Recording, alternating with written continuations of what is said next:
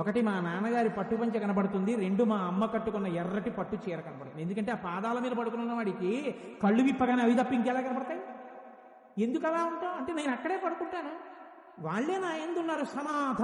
ఇది శంకరాచార్యులు వారు. ఎక్కడున్నారు? ఇక్కడే. గుండె కొట్టుకోవట్లా? భయం ఏమిటి నీకు? ఇంకా నిర్భయత్వం.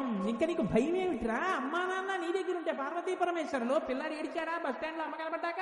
నువ్వు ఎందుకు ఏడుస్తున్నావు? ఇక్కడే ఉన్నారుగా పార్వతీ పరమేశ్వరులు. సమాధాభ్యాం జ్ఞాతః. ధర్మాన్ని రక్షించడానికి అమ్మ ఉన్నది, ఇక్కడే ఉన్నది, నా తండ్రితో కలిసి ఉన్నది. అయితే మీరు ఇక్కడ ఒకటి ఆలోచించండి, మరి అమ్మా నాన్నకి నాథుడు ఎవరు? వాళ్ళ నాథలు గారా? మరి పార్వతీ పరమేశ్వరులకు అమ్మా నాన్న ఎవరు? ఇప్పుడు నేను ఈ మాట అడిగాను అనుకోండి, మీరు ఏమంటారు? ఈ మొహం ఇదేం ప్రశ్న? పార్వతీ పరమేశ్వరులకి తండ్రి ఏమిటిరా? వాళ్ళకి తల్లిదండ్రులు ఎవరు లేరు, వాళ్లే మొదలు అంటే నేను అప్పుడు వెంటనే అంటాను వాళ్ళు అనాథలు. ఏమి నాకు తల్లి తండ్రి లేకపోతే నేను అనాథనైతే పార్వతీ పరమేశ్వరులకి తల్లి తండ్రి లేకపోతే అనాథలు గారండి? అనాథలే వాళ్ళును. కానీ ఆయన ఒప్పుకోవట్లేదు అప్పుడే. అనాథలు కారుట వాళ్ళు. మరి ఎలా? నాకు తల్లి తండ్రి లేకపోతే నేను అనాథనా?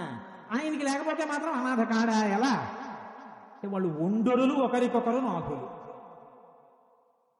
పిల్లల భావన ఎలా ఉంటుందో తెలుసా అండి? మా అమ్మకేంటి మా నాన్నగారు చూస్తారు, మా నాన్నగారికి ఎప్పుడు మా అమ్మ చూస్తుంది. కాబట్టి వాళ్ళు సనాథలే.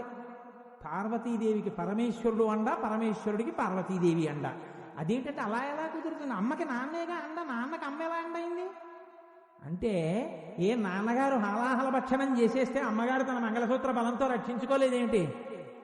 సుధామప్యాస్వాద్య ప్రతిభయజరా మృత్యుహరిణీం విపద్యంతే విశ్వే విధిశతమఖముఖాబ్జాది విశద కరాళం యక్షేళం కబలతవత కాలకలన శంభోస్తన్మూలం తవజనని తాటంక మహిమ అన్నారు శంకర భగవత్పాదులు.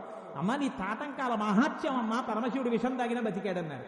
తండ్రి గారు విషం తాగితే మా అమ్మగారు తన తాటంకాల బలంతో, తన ఐదోతనం బలంతో నా తండ్రిని రక్షించింది.